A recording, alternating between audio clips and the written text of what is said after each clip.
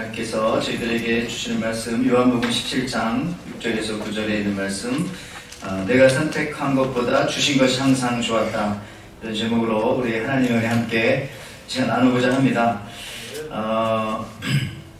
어떤 개구리가 몹시 아파서 병원에 갔습니다. 그런데 의사도 개구리겠죠. 심각한 표정으로 말하는 겁니다. 이렇게 병이 깊어질 때까지 병원에 안 오면 어쩌자는 겁니까?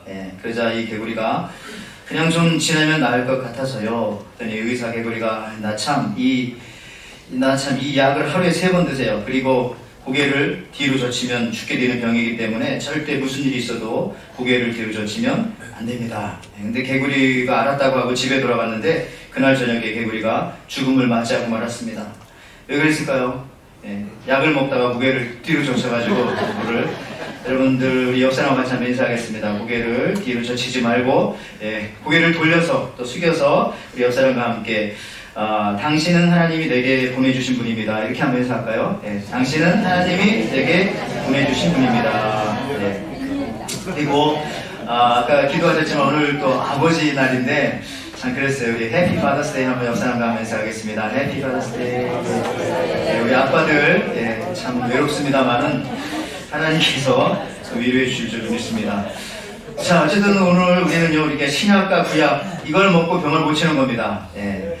여러분, 그 실존주의 철학자였던 샤르트르는 이런 말을 했습니다. 인생은 B와 D 사이의 C이다 라는 말을 남겼습니다. 여러분 아시죠? B와 C 사이의 D 무엇일까요? 추리하기 어렵지만 알고 나면 쉬운 말인데, B는 birth, 그 다음에 D는 death, 출생과 죽음 사이에, C는 뭘까요? 초이스, 커피가 아닙니다. 선택이죠. 우리가 사는 일생은 삶과 죽음 사이에서 선택의 연속이라는 것을 말하는 것입니다. 그렇지만은 여러분, 그동안 여러분의 선택에 의해서 여러분의 인생이 여기까지 왔다고 생각하십니까? 저는 그렇지 않다고 생각합니다. 또 그 선택이 항상 여러분 옳은 선택만 하셨나요? 그렇지 않았던 것 같습니다. 저는 저 얘기를 하고 있는 것입니다. 어느 아버지가 두 아들을 데리고 주말 여행을 떠났습니다. 계곡에 이른 아침, 계곡에 이른 아버지는 두 아이들에게 텐트를 칠 만한 자리를 알아보라고 말했습니다. 큰 아이가 바위 근처로 달려가면서 말했습니다. 아빠, 여기가 좋아요. 그러자 작은 아이가 대꾸하면서 아니에요, 거기는 경사가 져서 어려워요. 그러니까 작은 아이가 그렇게 말하면서 소나무 밑을 가리키면서 저 소나무 밑에 텐트를 치면 좋겠어요. 그러자 이번에 큰 아이가 고개를 저으면서 아니에요, 거기는 송충이가 있어요. 더 나은 곳을 찾기 위해서 이제 두 아이는 더 높은 곳으로 아빠와 함께 올라갔습니다. 큰 아이가 물가를 가리키면서 말했습니다. 아버지, 여기가 어떨까요? 그러자 작은 아이가 말했습니다. 여기보다는 아까 그 바위 근처가 더 좋은 것 같아. 다시 그래서 이 3명이 아까 있던 그 바위 있는 자리로 돌아왔습니다. 그러나 바위 위도 소나무 밑도 벌써 다른 사람이 자리를 다 차지해버렸습니다. 그래서 이번에 아버지가 아이들에게 이렇게 말했습니다. 얘들아, 똑똑히 들어라. 더 나은 것은 더 나은 마음만이 선택할 수가 있단다. 아이들이 무슨 말인지 모르니까 아버지가 설명을 해줍니다. 무슨 말인가 하면은 장점은 크게 보고 단점은 감싸 안으면서 선택하는 것이다.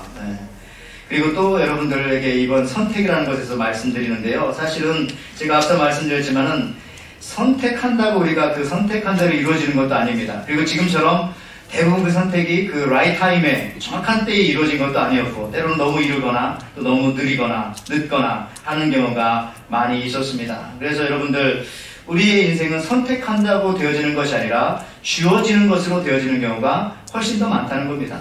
우리 가족을 보십시오. 여러분, 가족들 여러분들이 선택했습니까? 아버지를 여러분이 선택했나요? 어머니를 여러분들이 선택했나요? 심지어 내 자식을 내가 선택해서 이런 아이 낳고 싶어서 그런 아이 낳나요? 낳고 보니까 그런 사람이 태어난 거죠. 그런 녀석이. 그죠? 여러분들, 이번 제가 여름휴가를 지내면서 여러분들과 가능하면 떨어져 있으려고 노력을 많이 했습니다. 집이 가까워서인데 떨어지기 어려웠지만 그래도 저는 휴가가 되면 굉장히 어려워. 숨어 다녀야 되니까. 바로 요 앞이니까 어렵더라고요. 그런데 떨어져 있어도 근데 여러분들 생각이 나더라고요. 여러분들 어땠는지 모르겠지만 만약에 여러분 눈에 보이지 않아도 생각이 난다면 그 사람에 대해서 2가지 이유가 있습니다. 첫째는 원수이거나, 원수는 눈 감아도 생각나죠. 아니면 사랑하는 사람이거나, 또 사랑하는 사람은 또 눈 감아도 생각나죠. 보이지 않아도. 여러분들은 저에게 아마 사랑하는 사람이었나 봅니다. 안 보였지만 저는 생각이 나더라고요. 또 걱정도 되고 또 저는 이번 여름 휴가 기간을 통해서 다시 한번 저와 여러분들의 관계를 한번 생각해 보았습니다. 그리고 또 에덴교회와 또 저와의 관계 생각해 보았습니다. 근데 하나님께서 휴가 마지막에 이런 말씀을 주셨습니다. 에덴교회는 하나님의 것이다, 내 것이다 라고 말씀하시면서 특히 제가 생각할 때에 우리 교인들은 내게 있어서 그러면 어떤 분들일까 생각해 보았습니다. 그런데 오늘 본문을 통해서 여러 번 언급하시는 그 단어로 하나님께서 말씀해 주셨습니다. 오늘 성경 본문에 자주 나온 단어가 뭐냐면 하나님께서 내게 주신 사람들이라는 그런 단어입니다. 또한 여러분들에게 목회자인 저는 제가 어떤 사람으로 비춰졌으면 좋겠는가 또 생각해 봤는데 역시 오늘 성경에 있는 말씀처럼 하나님께서 내게 주신 사람으로 여러분들이 또 이 목회자들을 또 저를 그렇게 여겨주었으면 좋겠습니다. 내가 선택하고 내가 뽑아 내가 데려온 사람이 아니라 하나님께서 내게 주신 분 또 하나님께서 내게 주신 분들로 그렇게 생각하면은 그게 가장 온전한 것이죠. 제가 없는 동안에 우리 또 부목사님들도 많은 수고를 하셨습니다. 역시 저와 우리 부목사님들과의 관계도 제가 볼 때에 여러분들은 이 부목사님들은 하나님께서 제게 주신 분들입니다.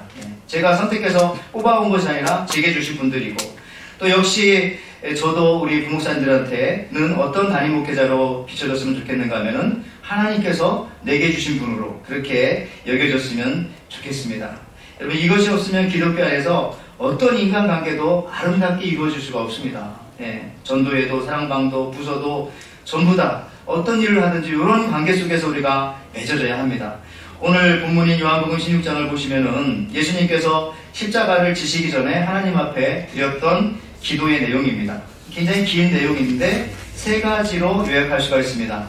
요한복음 17장이요. 첫째는 자기 자신을 위해서 기도를 드렸고요. 두 번째는 함께 있던 제자들을 위해서 기도하셨습니다. 그리고 세 번째는 안 믿는 사람들, 즉 세상을 위해서 기도하셨습니다.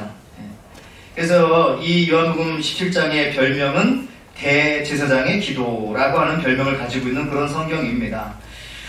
오늘 우리는 이 두 번째 부분인 함께 있던 제자들을 위한 기도에 대해서 한번 살펴보고자 하는 것입니다.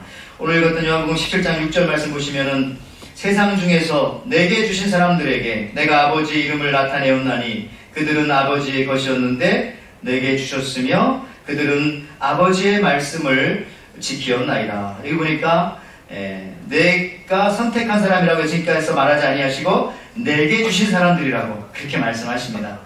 또 요한복음 17장 오늘 7절 말씀에는요. 지금 그들은 아버지께서 내게 주신 것이 다 아버지께로부터 온 것인 줄 알았나이다. 또 17장 8절에는 나는 아버지께서 내게 주신 말씀들을 그들에게 주었사오니 그들은 이것을 받고 내가 아버지께로부터 나온 줄을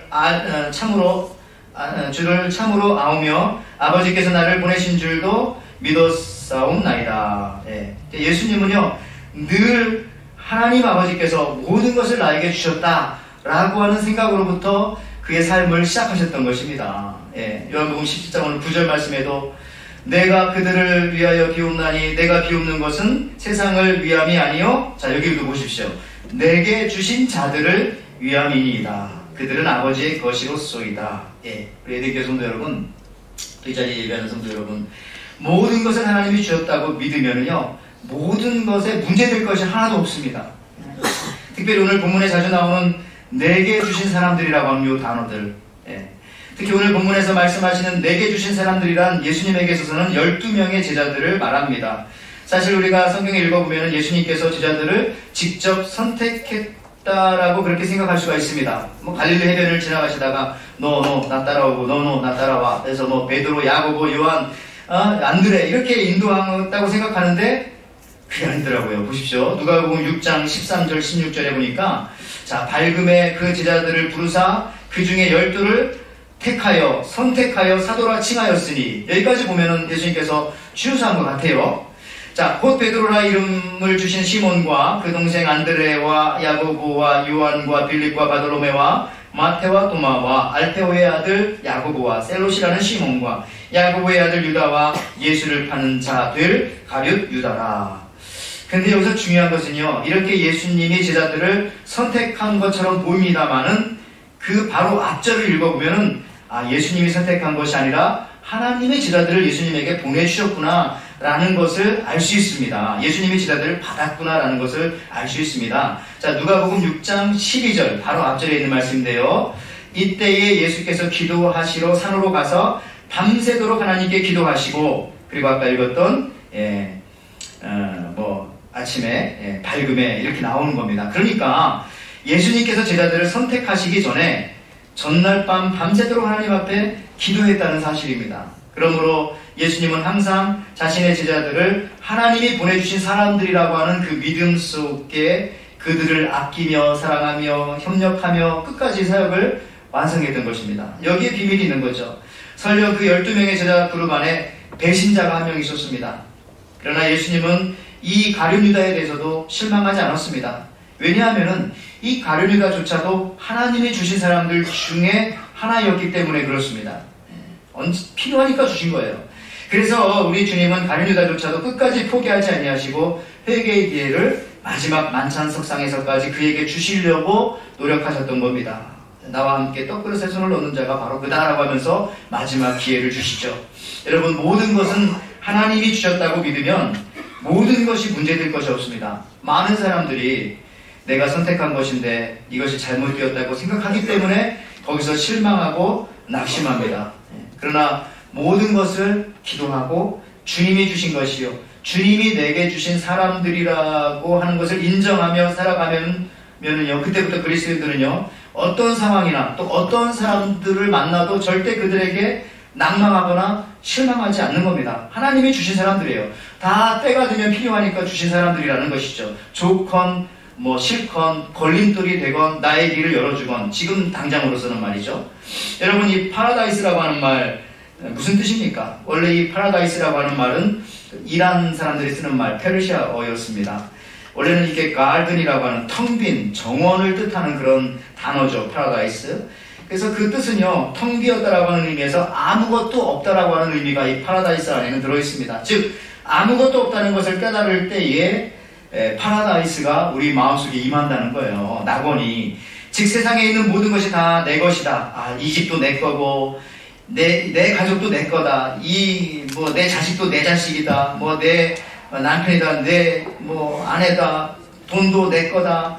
이 집도 내 거다. 다 내 거다. 내 거라고만 생각해서 집착해서 살면요, 불안해서 살 수가 없어요. 어떻게 잠을 잡니까? 내 거를 누가 훔쳐갈 거고, 내 거를 누가 상처낼 거고, 내 거 못 쓰게 하면 내가 어떡하나 걱정하며 살 수밖에 없어요. 그런데 이것이 내 것이 아니다 라고 생각하면은, 그냥 nothing이라고 생각하면 아무것도 내 것은 없다, 만물의 주인은 하나님이시다 라고 받아들이는 순간 우리 마음속에 이 파라다이스가, 낙원이 임하게 된다는 겁니다. 예수님 사도 바울이 그런 말 했죠. 고린도전서 15장 28절에 만물을 그에게 복종하게 하실 때에는 아들 자신도 그때 만물을 자기에게 복종하게 하신 이에게 복종하게 되리니 이는 하나님이 만유의 주로서 만유 안에 계시려 하심이라. 여기 보십시오. 하나님이 만유의 주다라고 그렇게 말하고 있잖아요. 그죠? Everything under him. 그 다음에 God may be all in all. 하나님 당신은 만유의 주제이십니다 라는 고백 속에서 파라다이스가 우리 속에 임한다는 겁니다. 모든 것이 다 주님의 것이오니 주가 이루실 것입니다. You are my all in all. 당신이 전부입니다. 모든 것이 다 주 것입니다. 우리가 또 찬양할 때도 주가 일하시네, 주가 일하시네, 이 찬양 많이 하잖아요. 내 것은 아무것도 없습니다. 그때 파라다이스가 우리 속에 온다는 거죠. 다윗이 어려운 상황 속에서도 천국을 살 수 있었던 것은 바로 내 것이 없다는 것을 고백하는, 실제로 그것을 인정하는 삶을 살았기 때문에 여러분 그렇습니다. 여러분, 다윗의 유명한 고백 중에 하나인데 이거 성경 공부하면서 여러분들 다 암기하셨죠? 역대상 29장 11절 말씀입니다. 우리 한번 이 말씀 다시 한번 읽어볼까요? 시작. 여호와여, 위대하심과 권능과 영광과 승리와 위엄이 다 주께 속하였사오니 천지에 있는 것이 다 주의 것이로소이다. 여호와여, 주권도 주께 속하였사오니 주는 높으사 만물의 머리이심이니이다. 자, 다윗에게 이 고백, 모든 것이 주께로 말미암았사옵나니 Everything comes from you 라고 하는 이러한 고백이 있었기 때문에 사울 왕에게 쫓기면서도 또 동굴 속에서도 반대로 왕궁에 있어서 왕자에 앉았어도 끝까지 신앙을 지키고 승리할 수 있었던 것입니다. 상황이 어찌 되었건 여러분 이 고백, 모든 것이 주께로 말미암아 싸움나니 everything comes from you 라고 하는 이 고백을 여러분 그냥 입버릇처럼 늘 하는 겁니다. 여러분 이거가 사라지는 순간 가난하면 가난해서 원망하게 되고 죄짓는 것이고요. 또 부자가 되면 부유해서 교만해서 마지막에 가서는 패망하게 되는 겁니다. 그러나 다윗에게 내 거 아무것도 없고 다 주님의 것이라니까 다윗에게는 빼앗아갈 것이 없는 겁니다. 자기 것이 없으니까.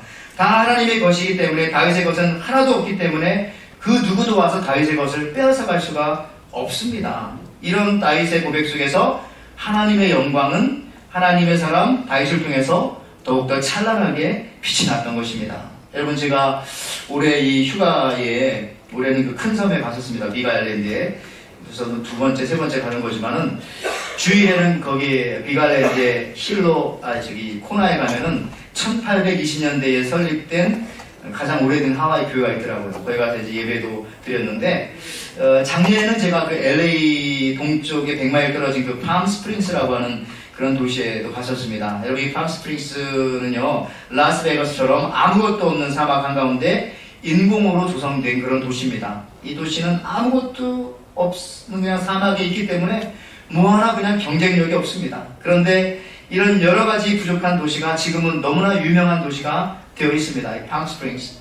한국 사람들이 좋아하는 것처럼 여기 학군도 너무 좋아요. 학군도. 그래서 많이 갑니다. 또 골프장도 많고 온천도 있고.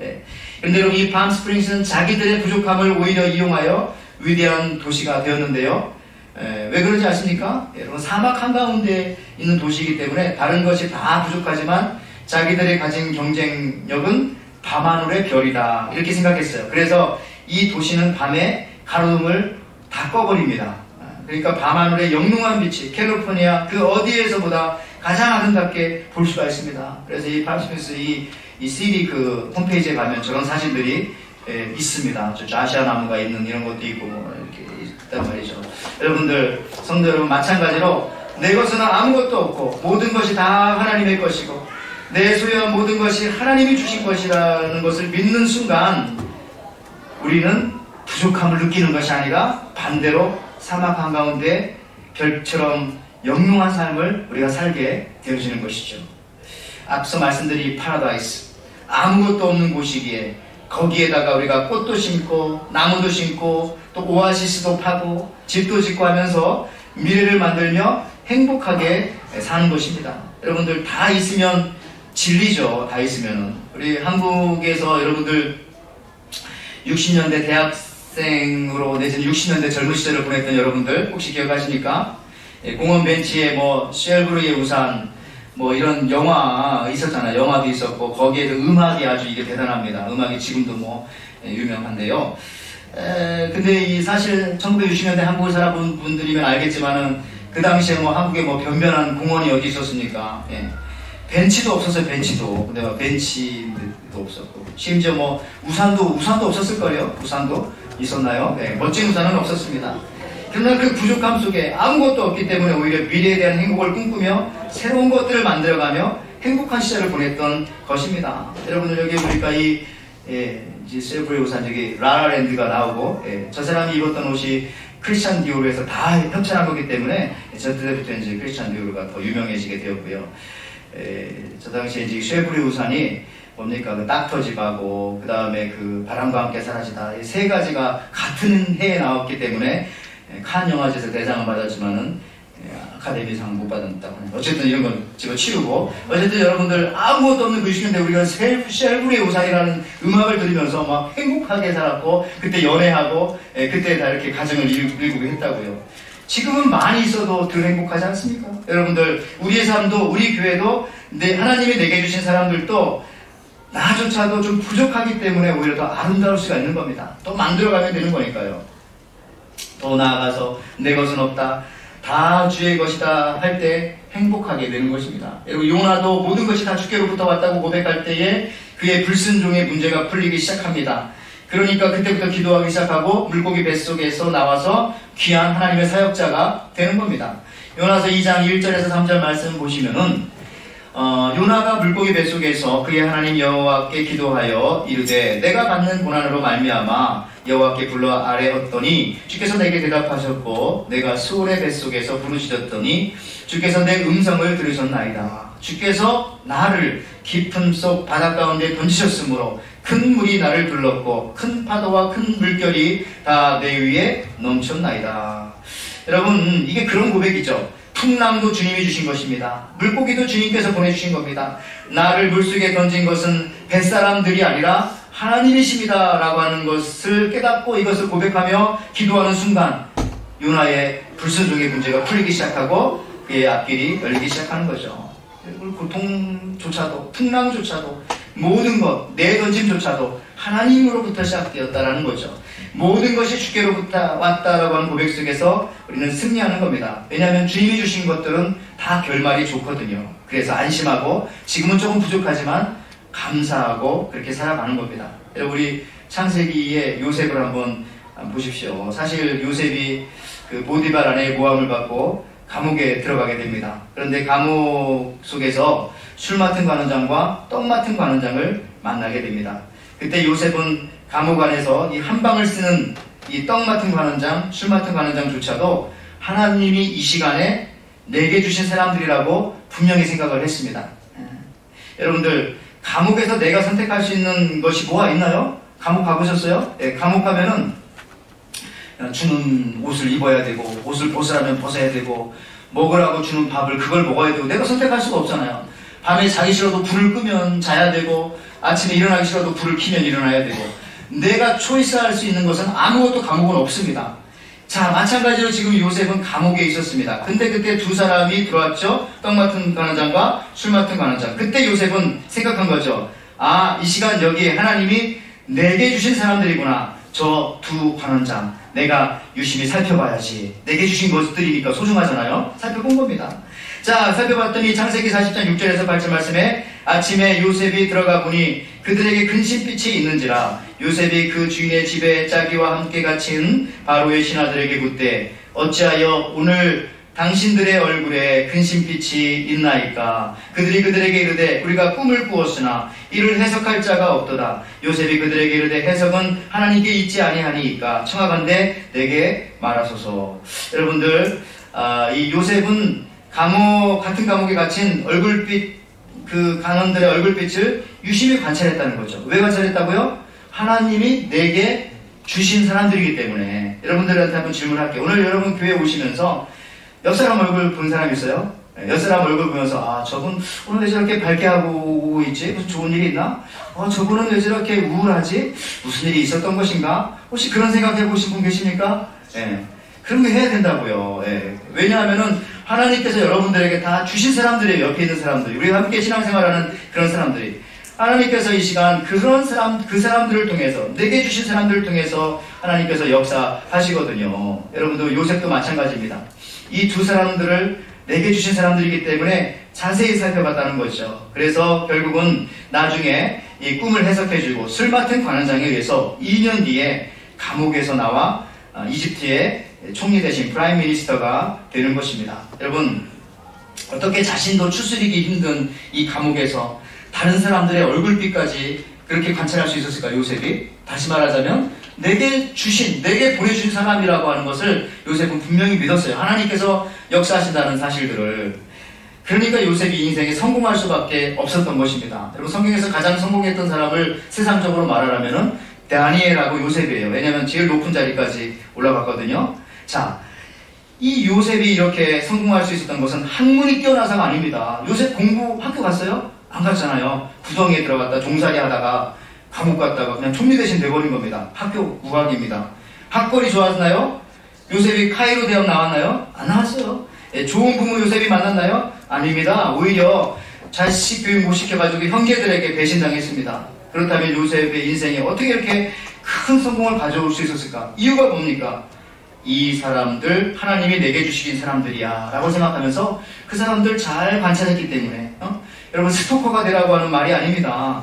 그냥 그리고 이 사람들을 잘 관찰해야 그 사람들과 함께 동역하고 그래야 그들을 통해서 내 인생이 풍부해지는 것이라는 거죠. 저는 가끔 아내한테 자주 혼나는 경우가 있는데 어떤 때 그러냐면 제가 가끔 뭐 시내라든지 여기 앞에 있는 이 와이키키 같은데 어쩌다가 한번 나가게 되면은 그냥 사람들 저는 유심하게 관찰합니다. 그래서 저 사람이 중국 사람인가, 한국 사람인가, 일본 사람인가, 저는 맨 먼저 그거부터 막 얘기합니다. 그러면은 아내가 저한테 하는 말이 신경 끄라고 막 굉장히 큰 핀잔을 줍니다. 뭐 이렇게 부부가 가면 저 오늘 신혼부부인가, 결혼해서 왔나, 20대 결혼했을까, 30대 결혼했을까, 막 이런 얘기하면 또 그냥 핀잔을 받게 되는 거죠. 저는 뭐 직업상 사람들 하나하나가 너무너무 궁금합니다. 예. 근데 여러분들 이것이 잘만 작용하게 된다면은 하나님이 나에게 전도하라고 보내주신 사람일지도 몰라. 저 사람 만나서 저 사람이 내 앞길을 열어줄지도 몰라. 저 사람을 통해서 하나님이 역사하실 것이야. 여러분들도 이제 여기 다 장사하시고 회사 경영하시고 뭐 가게에서 일하시고 하시잖아요. 그 삶 속에서 낯선 사람들을 만날 때에 이런 생각 해보시면 어떻겠어요? 혹시 저 사람 하나님이 내게 보내주신 사람 아닐까? 이렇게 생각한다면 좀 더 인생이 달라지는 거죠. 좀 더 인생의 폭이 넓어지는 것이죠. 그러나 우리 많은 사람들은 타인을 경계를 합니다. 그러면 안 되는데 우리는 누구를 만나든지 저 사람은 나를 도와줄 사람이야 라고 이렇게 생각해야 되는 거죠. 우리 그냥 너무 어렸을 때부터 이것이 습관이 된 거죠. 학교에 가서도 선생님 안 만나려고 막 피해 다니고 선생님 저기 오면 돌아가고 교회 와서도 뭐 목사님 만날까봐 멀리 돌아서 오고 혹시 그런 사람들 혹시 안 계실지는 모르겠지만은 여러분들 그러면 안 됩니다. 서로 하나님이 보내주신 사람이야. 저 사람은 저분 혹시 저 사람이 혹시 나를 도울 사람일지 몰라. 내 인생을 도울 사람이야. 내 목회를 도울 분들이야. 이렇게 봐야 서로 인생이 풀리게 되는 겁니다. 그렇지 않고는 저놈은 나에게 피해를 줄 사람이야. 나의 또 경쟁자야. 저 사람이 잘 되면 내가 안 돼. 이렇게 한다면 내려가는 인생이 되고요. 같이 망하게 되는 거죠. 여러분 예수 믿는 사람들은요. 그래서 언제나 기대감을 가지고 살아갑니다. 사람을 만날 때마다 저 사람 하나님이 내게 보내준 사람이야. 하나님이 주신 사람이야. 초대교회 때 그래서 이 나그네 대접을 참 잘했습니다.